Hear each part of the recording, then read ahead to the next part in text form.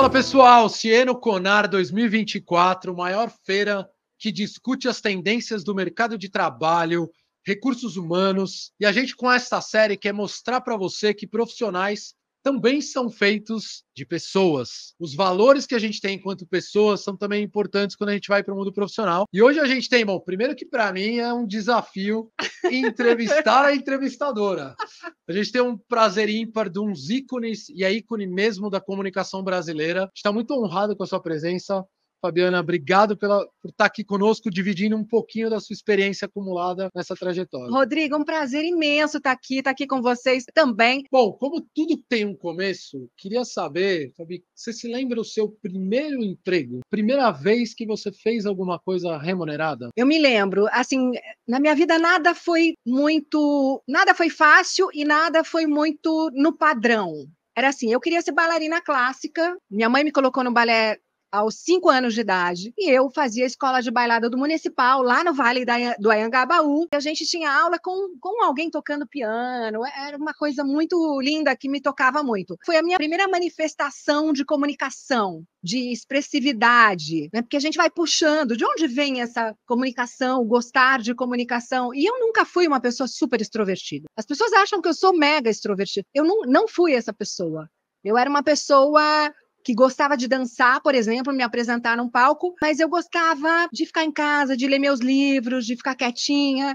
Então eu tinha um pouco de cada coisa, assim, mais introvertida. Quem criou isso tudo, você sabe, né? Extroversão e introversão foi o Jung, que o Jung falou assim, não, pessoas extrovertidas buscam energia fora, nas outras pessoas, e pessoas introvertidas buscam energia nelas, né? Uma coisa mais reservada, uma coisa mais tranquila. Então, acho que eu sempre tive esses dois lados. Bom, aí eu fazia balé, aos 13 anos, sofri um acidente que eu quebrei ossos que eu nem sabia o nome, na verdade, e quebrei o fêmur em 2 lugares, para você ter uma ideia. Triturei o tornozelo, quebrei braço, quebrei tudo, num acidente de kart, porque eu fazia balé clássico, mas eu gostava da adrenalina dos meninos. Eu andava de kart com os meninos e um dia escorreguei ali numa pista de óleo, puff, enfim, sofri um acidente muito feio. E aí o médico falou assim, bom, ela é nova, recupera rápido. Realmente, a gente recupera muito rápido quando se quebra uma coisa mais nova, mas eu falava assim, não, quando que eu vou voltar a dançar balé? E aí o médico falou, então, você vai ter que escolher uma outra profissão. Eu falei, esse cara tá louco. Imagina, é o que eu quero fazer na minha vida. Eu queria dançar no balé Bolshoi, eu fiz aula com o Baryshnikov quando ele veio para o Brasil, eu era completamente apaixonada. E aí, fisioterapia, esse acidente foi em abril, em dezembro, mais ou menos, era o espetáculo de balé. Eu foquei tanto nessa coisa eu falei, vou me recuperar para dançar, vou me recuperar para dançar. E eu fiquei engessada até aqui. Quanto tempo? É o quadril, 3 meses. Depois que você tira gessos 3 meses, você tem que reaprender a andar, reaprender a dobrar o joelho. Dói muito, dói a beça. E eu muito focada nisso. Minha mãe, não sei por que, me levou num curso de um gringo que veio para o Brasil, no IMB, que tinha não sei quantas mil pessoas de mentalização. Eu falei assim, caraca. E aí eu ia lá, de gesso, muleta, não sei o que, e ficava mentalizando o que eu queria. Tinha técnicas dos 3 dedos, várias técnicas. Tinha um motivo para ter te levado lá? Porque eu falava tanto que eu queria. Ela falava, você visualiza tanto, e ela viu, não sei onde, mas foi uma coisa assim, foi impactada por uma, sem querer, não é que ela super acreditava, não. Vamos lá para ver o que é. Acho que ela estava tentando de tudo, né? E aí, você sabe que essa visualização, né, essa técnica de visualização, eu levo até hoje na minha vida.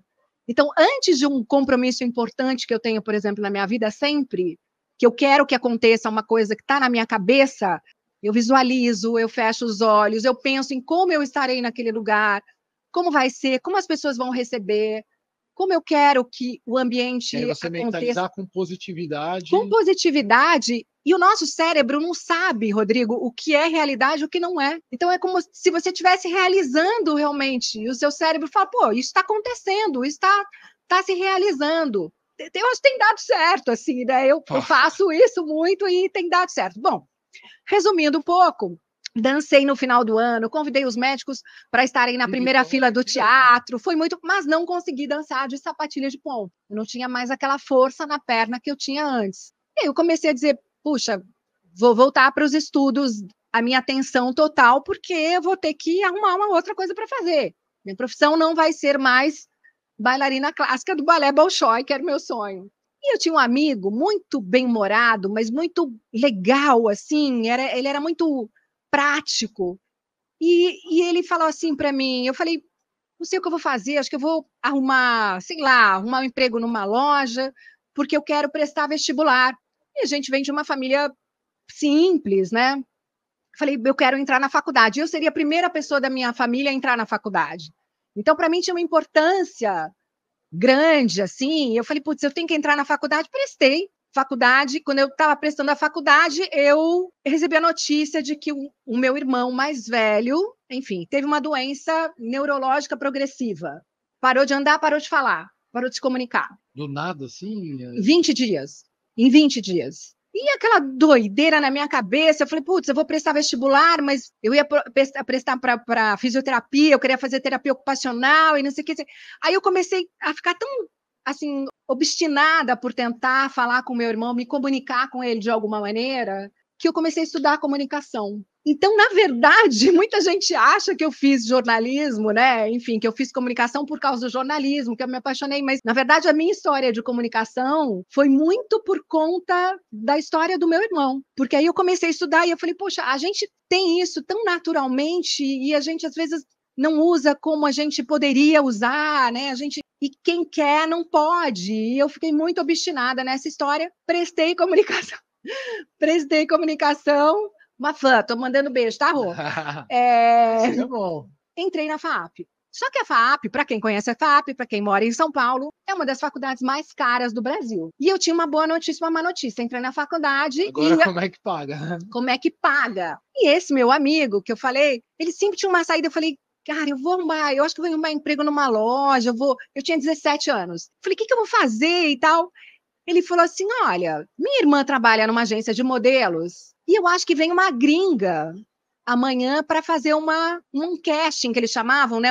Uma entrevista com algumas meninas para levar alguém para fora do Brasil. E eles pegam uma menina de cada país. Eu falei, pô, eu não sou nem modelo, imagina se eu vou ser escolhida do meu país para ir para fora do Brasil. Eu não tenho book, eu não tenho foto. Aí ele olhava para mim e falou assim, Fabiana, você tem outra opção? Essa pergunta me segue até hoje. É uma pergunta muito decisiva de algumas situações nas quais você se encontra. Eu falo assim, você tem outra opção? Porque se você não tem outra opção, já está resolvido, né? Se você não tem outra opção, você tem que ir ali Mas mesmo. Tem que ter o sentimento de se jogar, porque tem gente que trava, né?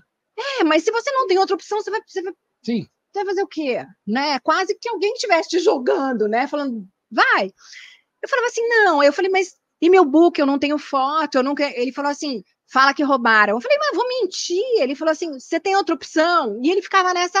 Né? Foi alguém que me ajudou muito. Talvez se ele não fosse essa vozinha, né? Eu não teria conseguido. Eu falei, bom, vai, vou. Fui lá no dia seguinte, mal falava inglês, e aí alguém me traduzia, andar para frente, andar para trás, vai para lá, cadê seu book? Eu falei, roubaram, aquela coisa assim, né? Mas eu falei, não, por uma boa, eu tô mentindo por uma boa causa. Ah, tira umas fotos dela ali e tal, não sei o quê. A gringa olhou, fui embora. Depois de uma semana, me ligaram dizendo, Fabiana, você foi aprovada do Brasil, você vai para... Eu falei assim, para onde eu vou? Vou para os Estados Unidos? Não, você vai para o Japão. Eu falei, caraca! Minha faculdade, queria pagar a faculdade. Eu vou começar a faculdade, como é que eu vou para o Japão? Não sei o que. Ele falou, você não queria ganhar dinheiro, você foi escolhida. Não sei o que. Eu falei, eu vou para o Japão. Ele falou, mas você vai a pé? Esse amigo era ótimo, cara. Assim, um pensamento tão simples, sabe? Ele falou assim, você vai a pé para o Japão? Não, mas então vai. Tá tudo bem, é. E aí eu falava assim para ele, mas eu não falo japonês. E ele falava assim, mas eles também... Não, eu falei assim, eu não falo japonês. Mas eu também não falo inglês. Aí eles falam, mas eles também não falam, então tá tudo certo. Assim, me foi um super apoiador.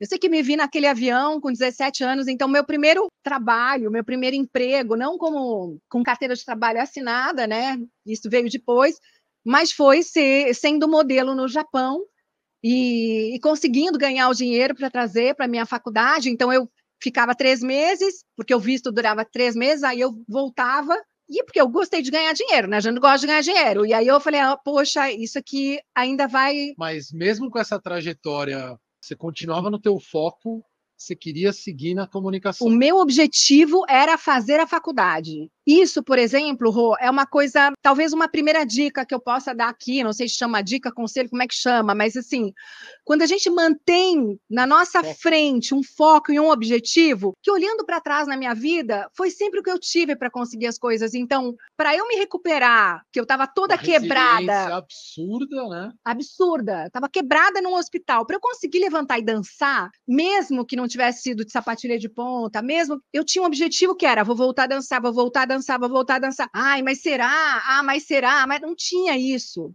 Foco no objetivo. No Japão é a mesma coisa. Foco no objetivo. Fiz, enfim, assisti coisas ali que eu não gostaria de assistir. Eu era uma menina de 17 anos, meninas que transavam com um monte de caras, faziam X na cabeceira da cama, e eu tinha, no fundo, muito esse papel de, eu já acho que eu já nasci velha, porque eu sempre gostei de escutar as pessoas, assim, de ouvir, então eu tinha muito esse papel de ficar ouvindo essas meninas e ficar tentando dizer, puxa, você não pode. E posso estar errado, mas parte que você é um ícone mesmo, assim, quando a gente fala de exemplo em termos de jornalismo e comunicação. Porque tem muito a ver que eu sempre percebi de você ser uma pessoa que ouve muito. Eu ouço muito. E hoje em dia você vive a gente vive um mundo raso que a pessoa quer mais falar do que primeiro ouvir, né? Você acha que isso veio desde cedo também? Eu acho que desde sempre, e eu me vejo hoje fazendo uma faculdade de psicologia, estou no último semestre de psicologia. Me formo em dezembro, a gente está em agosto, para vocês que vão vir mais para frente esse vídeo, a gente está em agosto, me formo em dezembro, e a psicologia é o quê? É o ouvir. É o escutar. Então, eu acho que tudo meio que vem ligado na sua vida, sabe?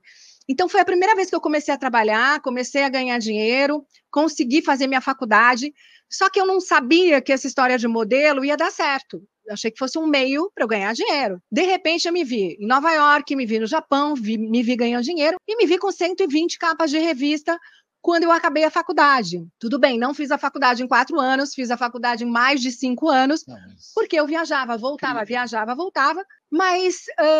e acabei com 120 capas de revista, aí as pessoas falavam assim, cara, eu falei, bom, agora acabei minha faculdade, vou trabalhar com comunicação, vou trabalhar com publicidade. Imagina, você está no auge da sua carreira de modelo, como que você vai largar isso? Em nenhum momento, naquela época, que deve ter uma questão aqui de ego, que faz, né, será... Nenhum momento isso te levou e sempre você continuou no foco daquilo que você queria? Algum momento você chegou a pensar em mudar ou foi bem...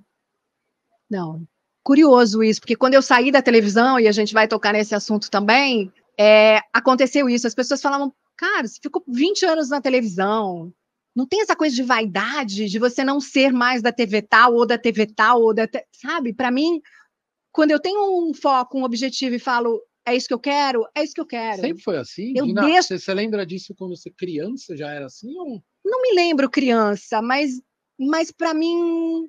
É muito claro o que eu quero quando está na minha frente, assim, é muito claro.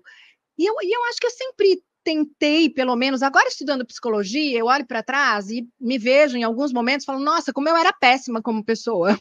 Porque a gente fica se autocriticando muito, você fala, nossa, mas você começa a entender, eu era assim porque eu vivia assim, porque eu fui criada assim, tarará. Mas eu fui evoluindo muito como pessoa, eu sempre tive essa...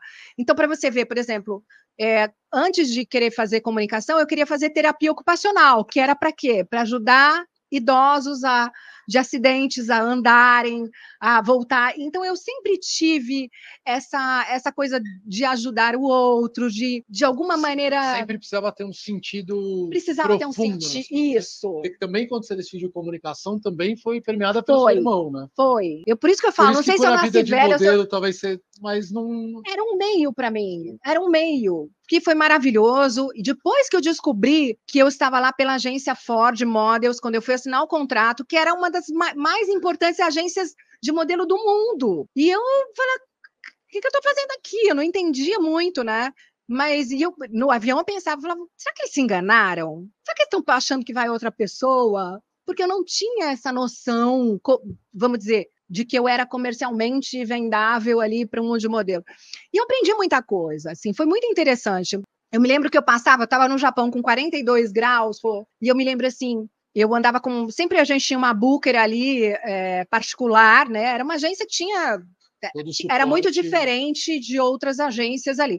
Tinham apartamentos com um monte de modelo em outras agências, a gente não, a gente morava sozinha e tal, era bem diferente ali. Mas a exigência também era muito maior.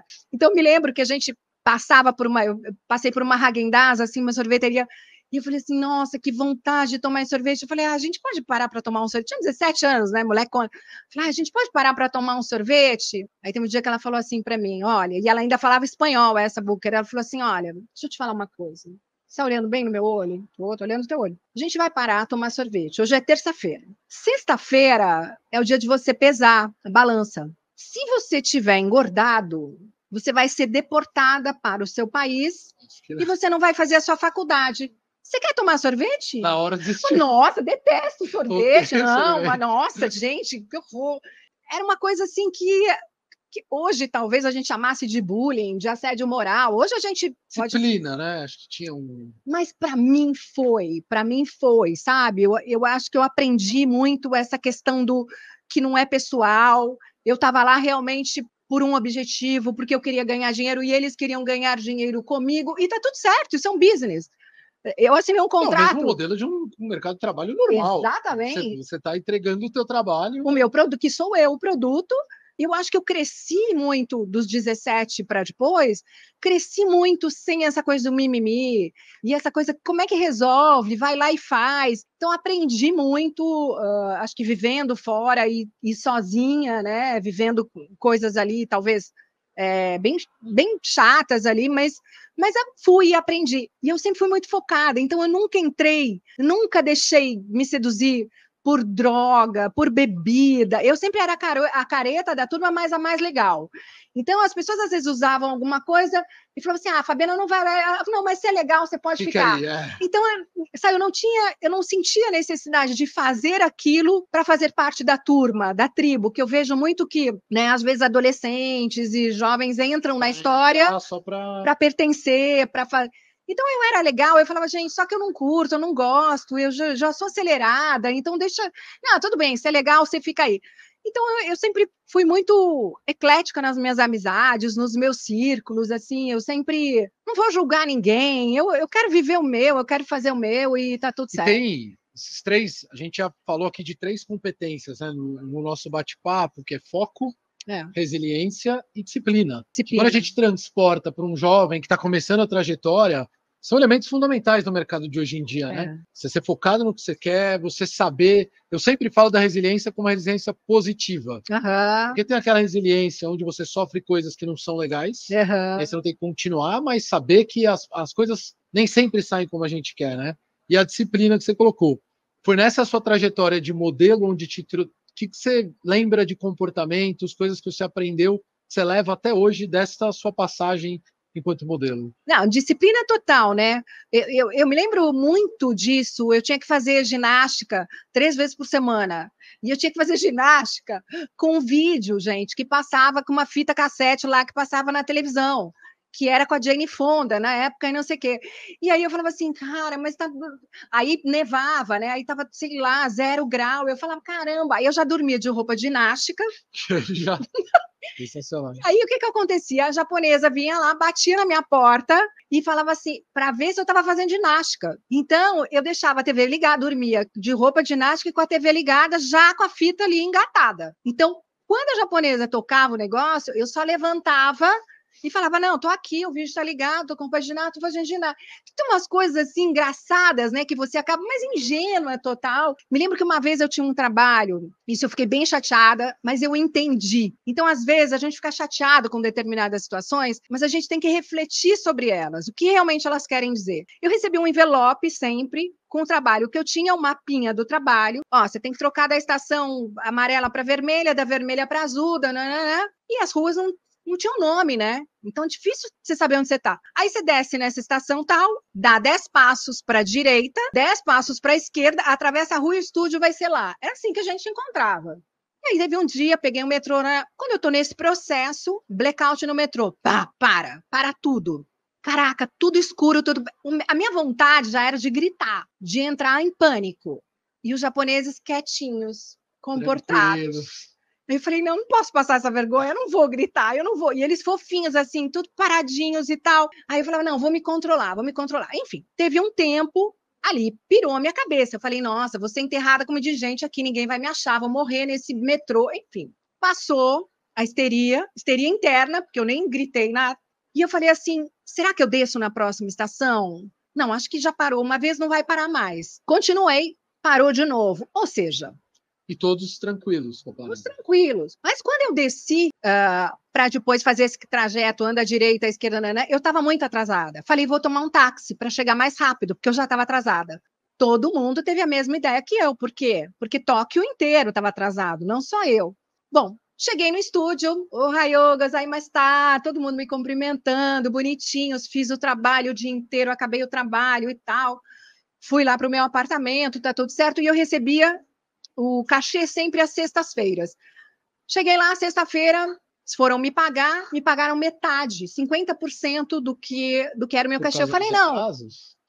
Eu falei, não, tem alguma coisa errada. Não estava entendendo. Fabiana, você chegou atrasada, por isso que você está recebendo metade. Eu falei, mas não foi culpa minha, saiu em todos os jornais. Realmente, saiu na televisão, saiu em todos os jornais. Não dependeu de mim. Deu um blackout no metrô de Tóquio. Aconteceu isso. Não, tá tudo bem, eles gostam de você. Não gostam nada, eles são os falsos. Podiam ter falado para mim, não sei. Fiquei pé da vida. Fui embora para casa. Na semana seguinte, ela me chamou, a minha booker falou assim: olha, a mesma equipe está te chamando para trabalhar essa semana. Putz, naquele momento que eu te chamei eles de falso, porque eles me pagaram metade. Efetivamente estava tudo bem, era cultura. É isso, e não é nada, e não levar, outra dica, não levar tudo para o pessoal. Às vezes a gente traz para o pessoal, e não é pessoal, é profissional. Acontece demais, né? Muito. Por quê?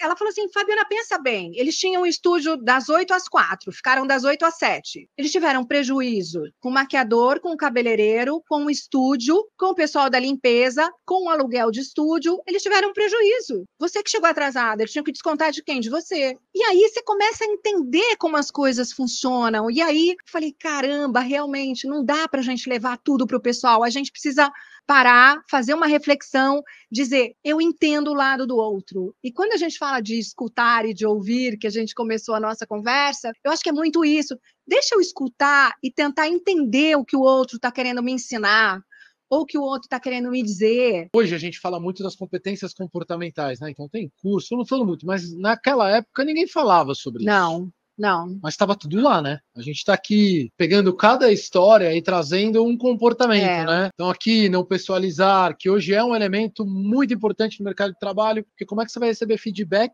se você pessoalizar? Exatamente. Você não vai se desenvolver. É verdade. E hoje a gente fala sobre esses temas, mas e você vê que isso já nasceu com você, foram coisas que você foi acumulando. Qual foi o momento que você fez esse depara? Que tudo que você passou eram competências que, ó, para te dar até a confiança, né? Você passa para as pessoas uma autoconfiança muito grande. Sempre foi assim? Você sempre soube que você era uma pessoa focada, que você era uma pessoa resiliente, que você era uma pessoa disciplinada? Ou ao longo da trajetória, hoje você consegue fazer essa... Hoje eu consigo fazer, eu acho que depois que eu saí da televisão, que eu fiz uma transição de carreira aí da televisão, né, de mais de 20 anos, e fui empreender, justamente porque para mim não fazia mais sentido. Né? Porque foram 20 anos, é muito tempo. Hoje, se a gente falar para os jovens que vai ficar 20 anos num emprego, eles falam, você está louco, né? Mas a gente ficava. Né? Eu venho de uma geração em que o importante você ficar muito tempo, quer dizer que você era um profissional sério e tal. Hoje as coisas mudaram, mas mesmo quando eu resolvi sair, eu estava no piloto automático. Eu não estava fazendo mais com aquele brilho no olho, com aquele frio na barriga, sabe? Eu estava totalmente... E aí, eu tinha mais 1 ano e meio de contrato. E cada vez que eu pensava, puxa, acho que eu não estou mais tão feliz, eu acho que eu não quero mais o hard news que a gente chama, né? São as notícias mais duras, então eu apresentava a telejornal, sentada ali na bancada e tal, essa coisa mais dura mesmo e tal. E aquilo, de você dar notícia ruim todo dia, também vai entrando, né? E chega uma hora que você fala, putz, quero falar de coisa boa, eu quero falar... E o Brasil tem um pouco essa cultura, né? De sempre parece que vende mais, Vende mais o que é ruim, o que é ruim, negativo. né? Por isso que esses jornais sensacionalistas dão baita audiência, porque, né, as pessoas querem ver o que está acontecendo ali. É uma confusão ali, né? Tal. Mas deixa eu só... Como é que você fez essa migração? Só para a gente ir dentro da linha. Você antes estava com sua carreira de modelo, já tinha conseguido... Aí eu fui trabalhar numa agência. Diploma. Isso. Como é que você fez a transição para o mundo da comunicação, jornalismo? Aí eu fui para trabalhar numa agência. Aí a mesma coisa, bom, vou trabalhar em que agência? E aí os meus colegas de faculdade falaram assim, eu tenho uma agência na esquina da minha casa ali, eu vou procurar, porque a gente estava né, recém-formados, a gente não tava... E eu falava assim, eu não, vou procurar, eu vou na W Brasil. Aí eles falavam assim, mas por que você vai na W Brasil? Eu falei assim, porque tudo que eles faziam, tinha, na nossa época ainda tinha revista, beça, propaganda de televisão, então eles tinham aquele cachorrinho da Cofap, eles tinham o primeiro sutiã da Valizera, eu me lembro e tal. Propagandas que eu amava. Eu falava assim, não, eu vou lá, porque tudo que eles fazem eu gosto. Então vou lá. Eles falaram assim, mas para de ser ridícula, você acabou de se formar. Como é que você vai tocar, bater lá na agência e falar, quero um emprego? Eu falei, bom, o não de uma agência pequena e o não de uma agência grande é a mesma coisa. Eu vou arriscar agência grande. E eles, você é louca, mas enfim, quando eu fui pro Japão também, você é louca, sempre você é louca e eu vou indo, né? Eu vou indo. Aí cheguei lá, bati lá, marquei uma entrevista e não sei o que, me entrevistaram, então ele falou assim, o Washington vem aqui. O Washington ainda naquela época dava umas passadas para ver quem que ia ser contratado ou não, mas eu ia ser contratado para estagiar, né? Não para ser contratada já. E aí a gente tinha aqueles 3 meses, acho que eram 3 meses de experiência e depois que você, não sei se alguma coisa mudou hoje, assim, mas era assim. E aí, o Washington conversando ali um pouco comigo e tal, para saber da minha vida. E ele ficou muito curioso por isso. Ele falou, poxa, você é uma modelo conhecida, tem um monte de capa de revista. Que você quer fazer direção de arte, ficar cortando o dedo ali na época não tinha nem quase computador, com estilete, né? O que você quer? Não, mas eu quero, é um sonho meu, gosto de comunicação e tarará. E por que você veio aqui? Eu falei, porque tudo que vocês fazem eu gosto, tem tudo a ver comigo, e eu acho que eu posso contribuir. Ele teve um ataque de riso, porque ele falou assim, não, ou você é muito cara de pau, ou você é muito boa no que você faz. Ele falou, alguma coisa tem de esquisito, porque né, as pessoas não se colocam assim, mas eu acho que eu fui muito, não fui arrogante, mas eu fui muito verdadeira, espontânea. E isso falta muito hoje, né? Quando o jovem vai para o começo de carreira, para uma entrevista, ele chega não se vendendo. Porque, no fundo, as pessoas têm que confiar em você. Ela está confiando naquilo que você vai demonstrar. Então, essa sua autoconfiança, com certeza, fez toda a diferença para apostarem em você, né? E essa falta de espontaneidade que você falou, que hoje em dia não tem, eu acho que é difícil mesmo, porque hoje em dia tem assim, né? Você abre, sei lá, você dá um Google como se preparar para uma entrevista. Como isso? Tem tanto guia, tanto manual. Você deixa de ser você, né? Que o jovem fala, putz, eu tenho que falar isso, eu tenho que me portar assim, eu tenho que não sei o quê. E, às vezes, o que você tem que ser é você, óbvio. Tem um código ali, tem coisas que você tem que saber. Mas eu acho que trazer a sua personalidade é muito importante sempre. Porque é isso. Aí o cara falou, putz, tá contratada. E aí eu fiz estágio, e aí foi minha primeira carteira assinada. Eu tinha carteira assinada, toda orgulhosa ali da carteira assinada e tal. E então eu comecei ali, fiquei depois mais acho que 2 ou 3 anos ali. E lá você sentiu que você se encontrou mais do que quando você estava vivendo o mundo de modelo, de glamour? Eu me encontrei. Foi muito legal. Mas eu reconheci que eu não era boa naquilo que eu fazia. E isso é uma outra coisa importante de a gente falar. Na agência? Na agência. Ok. Por quê? Era mediana. Mas eu percebia que eu não tinha o talento de outros diretores de arte. Eu percebia que eu não tinha. Eu falava assim, ainda não encontrei o meu melhor. Eu vou encontrar um dia algum lugar, algum trabalho que eu possa dar o meu melhor. Mas, por enquanto, eu preciso ganhar dinheiro, preciso pagar minhas contas, porque tem isso também. Não adianta, eu vejo muita gente hoje falando, não, vai ser feliz, larga tudo. A verdade não é assim. Vai fazer o que você quer, vai ser feliz. Não é conta assim. Conta para pagar, né? Conta para pagar. Então, essa questão, por exemplo, de vai ser feliz, eu acho que os jovens hoje têm muito esse privilégio, Rô, que eu não tive na minha época. Eu fui me perguntar, será que você está feliz? Na televisão, há pouco tempo atrás. Eu trabalhava para ganhar dinheiro, pagar minhas contas. Era muito mais no que eu tenho que fazer do que o que eu quero fazer. Hoje, eu acho que eles têm mais oportunidades, né? Tem mais possibilidades de perguntar, peraí, será que esse emprego, no lugar que eu estou trabalhando, eu estou feliz também? Eu tenho bem-estar? Eles me respeitam? Estão respeitando minha saúde mental? Eu tenho tempo para fazer minha ginástica, que é importante, eu tenho tempo para ficar com a minha família, para descansar. Eu acho que hoje se leva mais em consideração tudo isso. Na minha época, não. Então, a gente não perguntava muito, isso é normal, isso não é. A gente falava, é assim. E você acha, olhando para isso, que isso é um fator gritante mesmo, né? A gente tem uma geração muito diferente. Muito. Isso gerou também, acho que tem a questão da resiliência. Como é que você enxerga isso? Você acha que hoje a gente está vivendo algo que é melhor antes, ou a gente tem que chegar num equilíbrio? Porque às vezes eu acho que deveria ter também um equilíbrio, porque a gente tem que formar pessoas também preparadas para isso. Cara, a vida não vai ser fácil. Não vou ser feliz todo dia. Faz parte, você está construindo sua trajetória. Como é que você enxerga que hoje é muito diferente? Muito, né? completamente diferente. Acho que falam dessa geração, né, que é uma geração que não aguenta muita coisa, ou uma geração que quer subir rápido, fala, entrou num dia já quer ser CEO no outro, ou já entra num dia já quer ganhar um super salário e tal. Como eu fui indo muito pela minha necessidade, comecei a trabalhar por necessidade para pagar minha faculdade e tal, eu fui no que tinha para fazer, mas também fui percebendo as oportunidades. É importante a gente estar com a antena ligada para perceber as oportunidades, porque acredito que essas pequenas escolhas é que fazem da gente um bom profissional. É importante para quem tá... Não são grandes decisões que você toma na vida, são pequenas escolhas. Com quem eu não vou andar, porque não está me fazendo bem, não está me levando... O que eu não vou fazer? É muito mais o que você tem que deixar de fazer. São pequenas escolhas ali diárias, porque se você falar, não, hoje eu vou sair porque não sei o quê, amanhã eu também vou sair porque amanhã... legal, você está vivendo a vida aproveitando. Mas e o outro lado? O que você está guardando? Você está guardando dinheiro? Você está cuidando do seu dinheiro? Né? Você está entrando mais do que está saindo? Então, eu acho que eu tinha muito isso, até porque eu não tinha dinheiro sobrando. Então, assim, eu tinha que pensar nisso. Acho que essa questão da resiliência, na minha geração, por exemplo, ela foi importante, mas eu acho que a gente usou demais. A gente foi quase que abusaram dessa resiliência. E numa época onde a gente não tinha definições para colocar isso como assédio moral. De jeito bullying. Né? Imagina bullying. Na televisão você falava, não, é assim. O cara vem e fala, não, mas é isso, tem que fazer. Você falava, não, é assim que funciona. Como é assim que funciona? Hoje, talvez um jovem diga, não, eu sei que não é assim, eu sei que eu posso até denunciar, eu sei que eu posso. A gente não tinha isso. Então, talvez a gente tenha conseguido viver mais isso porque a gente não tinha e era assim. Hoje, eu acho muito difícil para essa geração ter muita informação, ter muita opção. E não, a gente acha que... Eu acho que é bom ter muita informação, só que do jeito que a gente tem hoje, é muita coisa não qualificada. Exatamente, Rô. Você não sabe o que é verdade, você não sabe o que é fake news, o que não é, você não sabe em quem você pode acreditar.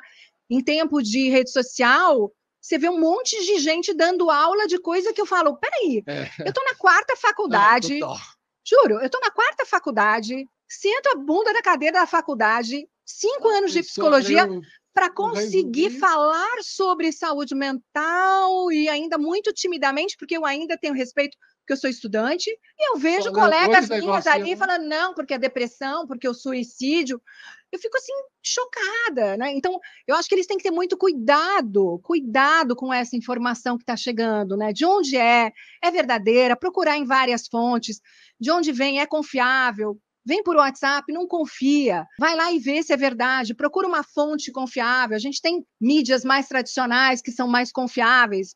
Hoje, mais ou menos, mas hoje...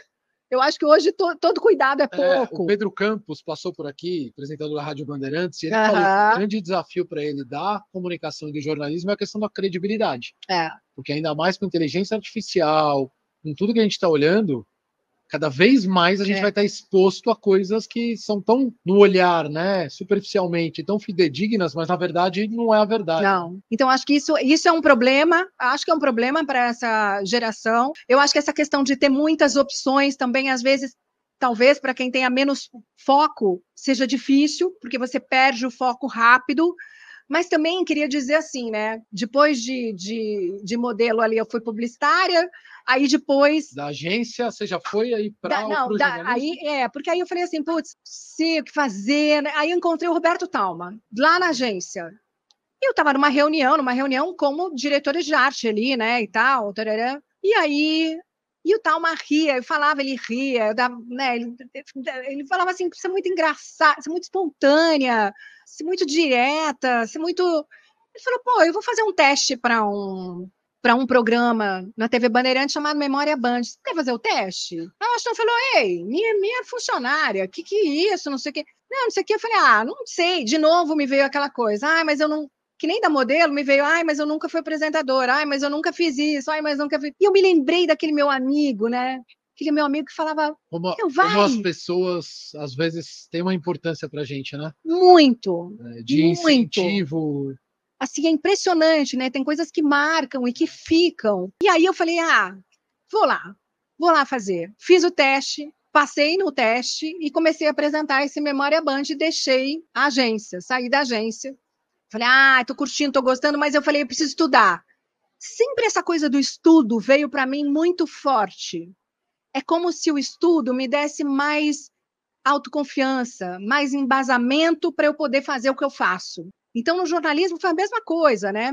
Eu estava lá apresentando esse programa, que não era de jornalismo, mas começaram a me pegar nos finais de semana para apresentar telejornais aos sábados. E eu comecei a gostar daquilo, eu falei, nossa, que legal.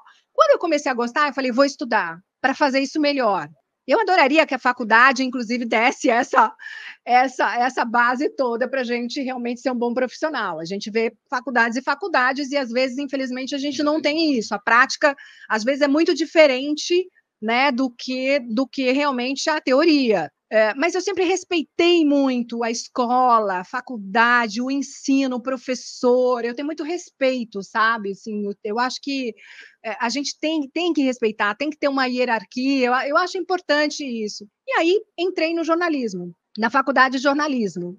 Eu estava separada, tinha um filho de 1 ano e meio, e as pessoas, você é louca, de novo, né? Falaram, de novo, sou louca mesmo, não vai dar certo, você não vai conseguir fazer outra faculdade com um filho pequeno, de 1 ano e meio, e não sei o quê. Eu falei, pô, me deixa, tá tudo certo, vai dar certo, eu vou fazer, de novo, né? Foco, quero aquilo, vou e tal. Bom, estava fazendo a faculdade, eu estava com 3 meses de faculdade, vou cabeleireiro que eu ia, encontrei a Sandrinha Nemberg. E a Sandrinha conhecia a Sandrinha de alguns testes, assim e tal, sempre muito simpática e tal. E a gente começando a conversar, eu falei, nossa, Sandra, eu estou fazendo jornalismo. E estou fazendo faculdade de jornalismo. Pô, que legal, você vai querer fazer? Não vou, estou na Band fazendo isso, aquilo. Ela falou, nossa, eu ouvi que lá na televisão acho que vai ter um teste de jornalismo para alguma área, mas não sei direito. Mas vou te dar o contato aqui, você manda um e-mail, na época você manda um e-mail, diz que você foi lá pedir informação, mandei o e-mail, estava tendo um teste. E aí eu falei assim, mas para o jornalismo eu falei, mas é só... às vezes eu sou muito sem noção, eu acho. Eu falei assim, mas eu só posso trabalhar se for na parte da tarde, porque eu tenho faculdade de manhã. Que era o teu foco lá de trás sempre, né? Eu falo, aí as pessoas falam assim, como você é sem noção, você está falando isso para a TV Globo. Mas eu nunca tive essa coisa de estudo, eu nunca fui deslumbrada com nada. Eu mantenho meu foco, meu pé no chão, eu sou muito assim. E as pessoas falam, mas como assim trabalhar? Tá, deixa a faculdade, não sei o que, mas ele fala, não. A TV Globo, na época, exigia diploma de jornalista para você fazer o jornalismo. Eu falei, tô no caminho certo, eles não vão poder, inclusive, nem dizer que eu tô meio período. Foi aí que eu comecei a apresentar o Mapa Tempos, Jornal Nacional, onde eu fiquei um tempo. Depois é que eu comecei a fazer telejornais, apresentar nos finais de semana e tal. E ali fiquei, né? Me encontrei na prestação de serviço, me encontrei na televisão. Eu tinha uma coluna, inclusive estava falando para o Rodrigo que eu tinha uma coluna de mercado de trabalho no jornal Hoje, isso depois, mais para frente. E eu fiz muitas entrevistas com um monte de gente da CEE, porque era muito... Sempre foram muito sérios, assim, muito confiáveis. Então, era uma fonte que a gente ia muito direto, procurava muito direto. Então, enfim, acabei ficando lá durante bastante tempo, né? Mas sempre mantendo esse foco e tal. E, claro, você trabalha num lugar onde vaidades e egos são elevados ao cubo, E você, como sempre, e é claro, isso nunca foi presente na sua vida, a questão do ego, da vaidade, deve ter sido também uma competência para você desenvolver, lidar com aquele ambiente por tanto tempo, sem aquilo não te pegava, né? Não sei, de repente até em algum momento devo ter sido besta em algum momento com alguém, sei lá, porque é isso, não sei, não tá assim, não tenho grandes lembranças disso, mas eu acho que o estudo sempre me manteve meu pé no chão. Cada um tem uma ferramenta que eu acho que te traz para uma realidade, assim. Eu percebo, e um cara que chamou minha atenção disso, um grande mentor, assim, me chamou minha atenção disso, ele me fez uma live comigo um dia, ele falou assim, poxa, o estudo sempre te trouxe, né, realmente para o que você queria lá atrás, como você falou. E eu falei assim, eu sempre volto, sabe? Parece que eu vou, e eu falo, consegui isso aqui, mas preciso voltar para a minha essência. Eu volto para a minha essência, que é de estudar, que é de me embasar, que é de saber para poder ajudar melhor. Então, minha essência é essa, desde que eu queria fazer terapia ocupacional. Então, Não, e que incrível, né? Porque no mundo de hoje em dia, onde a gente discute muito o papel da educação, onde a gente discute muito as pessoas, efetivamente, é uma geração que quer as coisas mais rápidas, isso. que às vezes, e a educação não é um processo rápido, Não. né? Você tem exemplos que você sempre foi e tal. Então, acho que é inspirador a gente ver o quanto que um profissional consegue chegar no seu auge, mas no seu auge da autoconfiança, no seu auge de saber quem ele é, sempre pautado por várias outras experiências, mas que a educação está presente, né? Acho que é um exemplo que fica de inspiração enorme para todo mundo. Né? E ser humilde para estudar sempre, para aprender sempre. Acho que eu vejo assim, né? Meu grande exemplo é o Leonardo da Vinci, com 81 anos, estava lá, né? Falando, pô, a gente tem que estudar, eu tenho muito que aprender, eu ainda não aprendi tudo. Então, eu acho que eu sou muito dessa linha do lifelong learning, né? Que é esse aprendizado contínuo. Ou seja, mesmo depois que a gente alcançou, a gente tem o que aprender, a gente tem o que desenvolver. E as pessoas falam, pô, você tem uma energia, você tem um pico. Eu acho que é um pouco isso que me deixa viva, e tem um fator sabe? na tua trajetória que é muito legal, que aí você não só, depois da sua saída, me corrija se eu estiver errado, da sua saída da televisão, você começou a disseminar para outras pessoas e começou a ser um foco também de luz, de mentoria, de empoderamento, né? Que aí você começou também a usar tudo que você viveu para trazer mais pessoas, né? Com certeza. E eu acho que esses estudos, essas especializações, os livros que eu li, tudo foi para me embasar, para me preparar mais. Porque você está num veículo, Rô, quando você está num veículo, você fala muito e lê o que o veículo quer que você fale. E vamos combinar que todo mundo sabe hoje que todos os veículos têm seu interesse. E tá tudo certo. É como eu falei, é business, tá tudo certo. Mas chega uma hora que eu falei, puxa, eu queria eu vivi tanta coisa, né? Eu já passei por tanta coisa. Eu queria tentar ajudar as pessoas de uma outra maneira, além da prestação de serviço. Eu quero ter uma coisa autoral, eu quero ter uma coisa minha, eu quero ter uma metodologia, eu quero, né? Eu queria, eu estava sentindo necessidade disso. Só que cada vez que eu pensava nisso, eu me sentia muito culpada. Porque eu falava, eu ganho super bem, eu estou numa posição que eu sou reconhecida nacionalmente, lutei para chegar até aqui pra caramba, para ser uma das melhores que faz isso. Como é que eu vou largar isso agora? Tanta gente querendo o meu lugar e eu tô querendo sair. Eu me sentia muito culpada por pensar, olha que loucura, por pensar nisso. E fui vivendo no piloto automático, até que um dia fui levada para o hospital com uma dor de estômago horrorosa. O médico disse, Fabiana, o que está acontecendo com você? Estava com uma úlcera aberta no estômago. Eu tenho certeza que foi psicossomático. Tanto. Certeza, emocional, total. E eu tinha mais 1 ano e meio de contrato. E aí eu falei, não, agora nesse tempo... E é muito essa frase de quando a gente estava conversando antes da entrevista, que você falou, às vezes o que traz a gente até o lugar não é o que vai levar a gente para frente. Eu pensei exatamente naquilo. Falei, eu vou ter que ter coragem, me olhar no espelho, porque o que me trouxe até aqui não é o que vai me levar para frente. Incrível. E aí eu comecei a pensar em coisas, óbvio que fez coisas erradas, né? Que você começa a empreender, contratei uma equipe de 7 pessoas. E depois eu, sabe, 3 meses gastando uma baita grana. Falava, cara, eu não sou o UOL, eu não sou uma coisa grande, é diferente. Então, é isso, você empreende, você vai patinando, você vai aprendendo com a coisa andando, não tem muito como saber. Que aí foi a próprio ponto de inovação, de aprender rápido, mudar, descobrir. Não, e nessa economia, eu falei assim, eu sempre tive interesse em psicologia, como eu te falei, de ouvir as pessoas e tal, e falei assim, poxa, e eu trabalhava nesse nicho para mulheres, porque quando saí da televisão, eu estava indo para a praia com meu marido, e eu sempre tenho um papel e caneta na minha bolsa, sempre. Pode não ter dinheiro, mas papel e caneta tem. E eu peguei aquilo, eu falei, puxa, eu queria escrever alguma coisa. Eu comecei a escrever, eu falei, puxa, eu acho que eu vou escrever um livro para mulheres. E começou a vir, e eu comecei a rabiscar o que seria um livro para mulheres. E meu marido falou assim, nossa, mas o que está acontecendo? Parece que está recebendo o negócio. Eu falei, se eu estiver recebendo, não fale alto. Continuar. Deixe para não ir embora, porque está tudo muito positivo. E aí mandei para 2 editoras, e aí eu lancei o Mulheres Muito Além do Salto Alto. E comecei a falar com as mulheres. Aí eu percebi um mundo. Eu falei, opa, tem um monte de mulher aqui que precisa da minha ajuda, eu posso ajudar. Como é que eu posso me melhorar para, na verdade, ajudar essas mulheres? Aí fiz uma pós depois em Psicologia Positiva, muito guiada pela preguiça de sentar e fazer 5 anos de psicologia, eu confesso. Mas aí eu acabei a Psicologia Positiva na PUC, que foi incrível, que foi muito bacana, mas eu falei, não, eu preciso estudar a sombra, não só a luz, porque, inclusive, somos muito mais sombra do que luz, né? Tem a tristeza, tem o luto, tem a decepção, tem a frustração, e a gente precisa saber lidar com essas emoções, que a vida não é só alegria, felicidade, legal, não é. Hoje a gente está num dia ótimo aqui, mas nem todos os dias são assim. O problema é o que vai fazer a gente ter uma vida mais constante, né? São as skills. São algumas skills importantes, né? Inteligência emocional. Inteligência emocional, gente, você pode fechar um negócio ou pode deixar de fechar um negócio.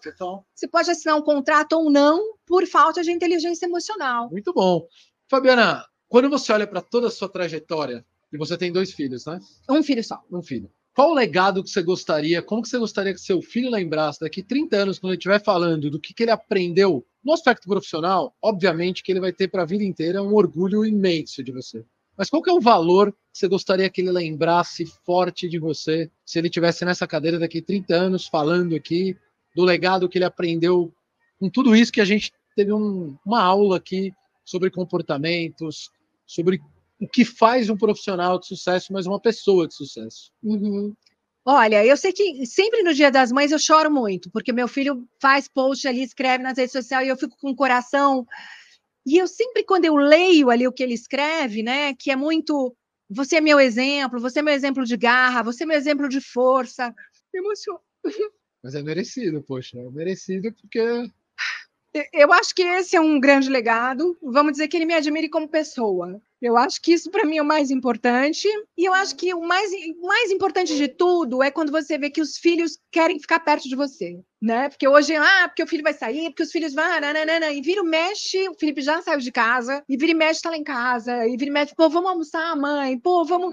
Então isso, eu não sei se isso pode ser chamado de legado ou não, mas assim, para mim, esse querer estar com a gente, mesmo depois que eles crescem e voam e vão construir a vida deles. O Felipe hoje trabalha numa multinacional e tal, está caminhando bem, mas eu acho que os filhos quererem estar com os pais, eu acho que, para mim, é a super vitória. É a super vitória. Para mim, tá ganho. Valeu a pena ter vivido já. Que bom. Pera, sem palavras para agradecer sua generosidade. Já chorei, já ri aqui, gente, pelo amor de Deus. Sem palavras para agradecer sua generosidade. Imagina. Tenho certeza que quem acompanhou está absolutamente inspirado como eu. Que bom. Obrigado de coração. Quer deixar alguma mensagem para esse jovem que está olhando a sua trajetória, está se inspirando, criando coragem para ir além, porque eu acho que você também é um exemplo de coragem, né? De viver desafios, ir para frente. É muito nítido que você construiu uma trajetória de muita credibilidade em tudo que você faz. Né? Então, se pudesse passar um recado aí para o jovem que está nos acompanhando agora, para motivá-lo, a gente super agradece. Bom, difícil, né? Difícil dar conselho, porque acho que as coisas vão acontecendo na nossa vida de um jeito muito particular, então a gente vai tomando decisões de uma maneira muito particular. Minha vida não teve uma direção só.